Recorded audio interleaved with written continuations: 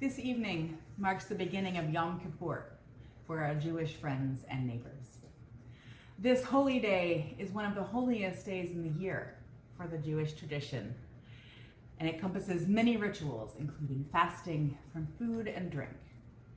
But the important part of Yom Kippur, another word for which is Day of Atonement, the important part is asking for forgiveness and making amends.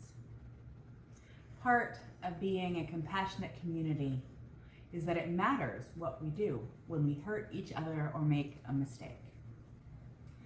I'd like to share with you a story from the Jewish tradition about mistakes. It comes from the Jewish scripture, the Torah.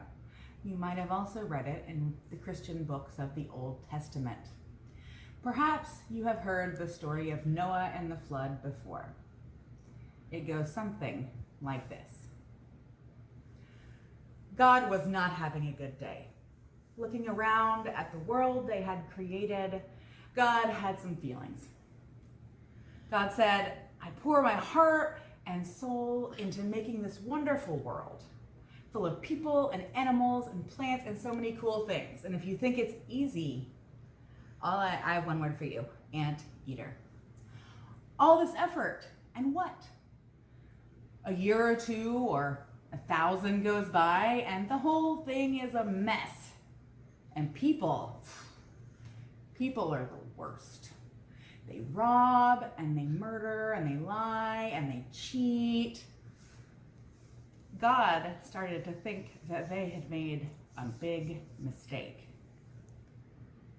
So God said to himself, maybe I should just start all over. And that's just what they did.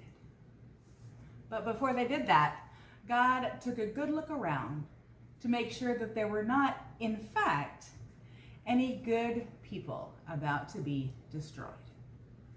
It turned out that God did find one kind and caring family. It was the family of a man named Noah. And so God said to Noah, this world is just no good. I'm planning on getting rid of all the people except you and your family. So here's what I want you to do.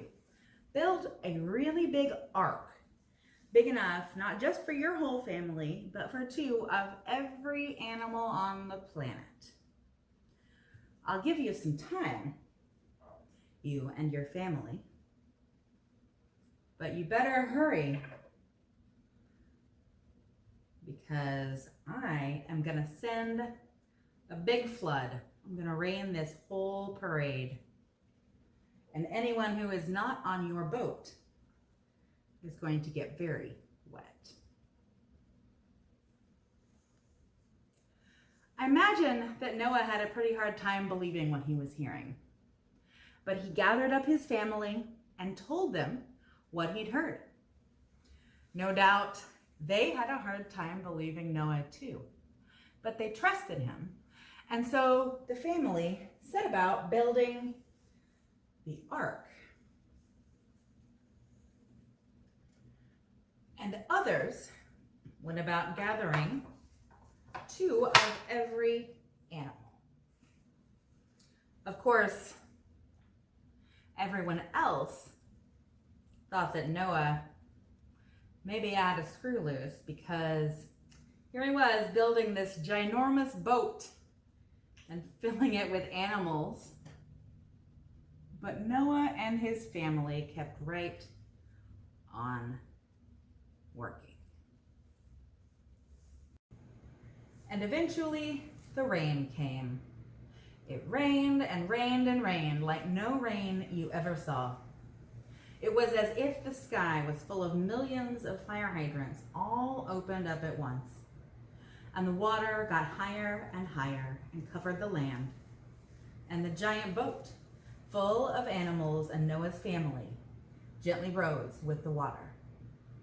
For days and days and nights, the rain went on until finally it just stopped.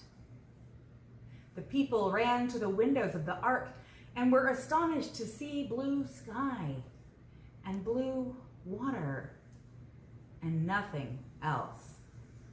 Just water and sky.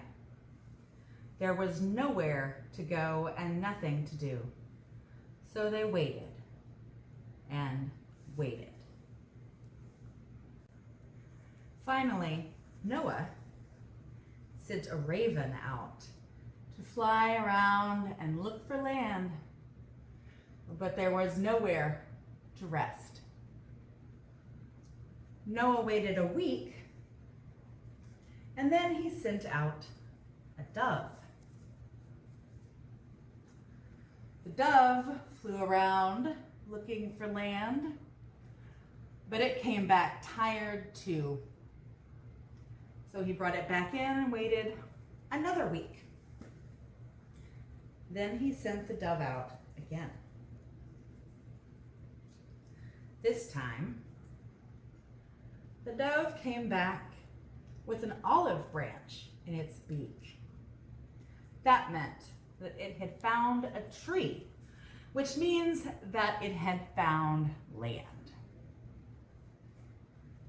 Eventually, the water receded enough so that Noah and his family could see that they were on a mountain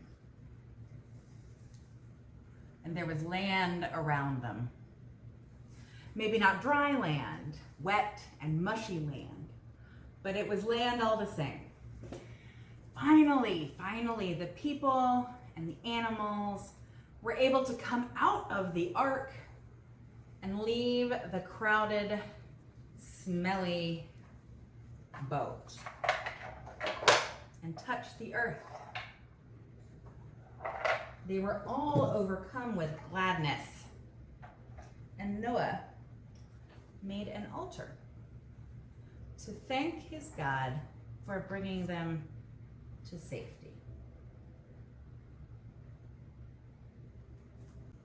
"Welcome home," said God. "I will make a deal with you, a promise, a covenant. I promise to never flood the earth again. That was my real mistake, giving up on everything. You taught me hope in your boat full of life. And as a sign of my covenant with you, I will put a rainbow in the clouds. My covenant is with all the beings of the earth, not just the people. When you have children, tell them this story and teach them to care for all life as you have done. Every time you see a rainbow, I hope it will remind you of our covenant to create and preserve life together." Here at Northwoods, we also have a covenant, a special set of promises about how we will treat each other. We say it here every Sunday. One difference is that our covenant is with each other. Being a community, being a people together, requires trust and partnership. And we want this community to be built on our shared values of love, service, peace, and freedom. Our covenant is a promise that each of us and all of us as a community will do just